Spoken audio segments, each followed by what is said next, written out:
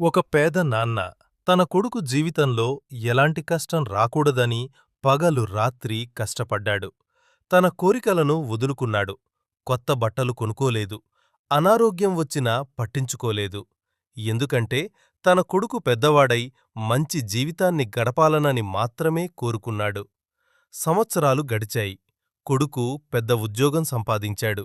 డబ్బు వచ్చింది. హోదా వచ్చింది. కాని ఆ హోదా వచ్చిన కొద్దీ తనను ఈ స్థాయికి తీసుకొచ్చిన నాన్నకు సమయం ఇవ్వడం మర్చిపోయాడు. ఒకరోజు నాన్న తన కొడుకుతో మాట్లాడాలని ఫోన్ చేశాడు. కాని ఆ వైపునుంచి వచ్చిన సమాధానం, "ఇప్పుడు బిజీగా ఉన్నాను నాన్నా, తర్వాత మాట్లాడదాం." ఆ తర్వాత కోసం ఎదురుచూస్తూనే ఆ నాన్న కళ్ళు శాశ్వతంగా మూసుకుపోయాయి. కొన్ని రోజుల తర్వాత కొడుకు తన ఊరికి వచ్చాడు. ఇంటి తలుపు తెరిచిన వెంటనే ప్రతి మూలలో నాన్న జ్ఞాపకాలే కనిపించాయి. తన చిన్నప్పటి ఫోటోలు, తన కోసం కొనిచ్చిచిన బొమ్మలు, తన మార్కుల మెమోలు అన్నింటినీ నాన్న ఎంతో జాగ్రత్తగా దాచిపెట్టాడు.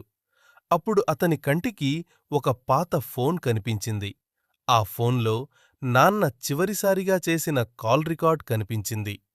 ఆ తేదీ చూసిన క్షణం అతని గుండె ఒక్కసారిగా ఆగిపోయినట్టయింది. ఎందుకంటే ఆ రోజు నాన్న ఫోన్ చేసినప్పుడు, "ఇప్పుడు బిజీగా ఉన్నాన్నా, బిజీగా ఉన్నాన్నాన్నా, తర్వాత మాట్లాడదాం" అని చెప్పింది తనే. అప్పుడు మొదటిసారి తన హోదా కంటే, తన డబ్బు కంటే, తన విజయాల కంటే నాన్నతో మాట్లాడడానికి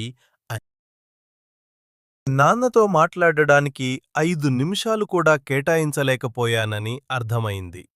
ఆ రోజు అతను ఎంత ఏడ్చినా, ఎంత పిలిచినా నాన్నా అని పిలిస్తే స్పందించే ఆ గొంతు మాత్రం తిరిగి రాలేదు. తల్లిదండ్రులు ఉన్నప్పుడు వారికి సమయం ఇవ్వండి. వాళ్ళు వెళ్ళిపోయాక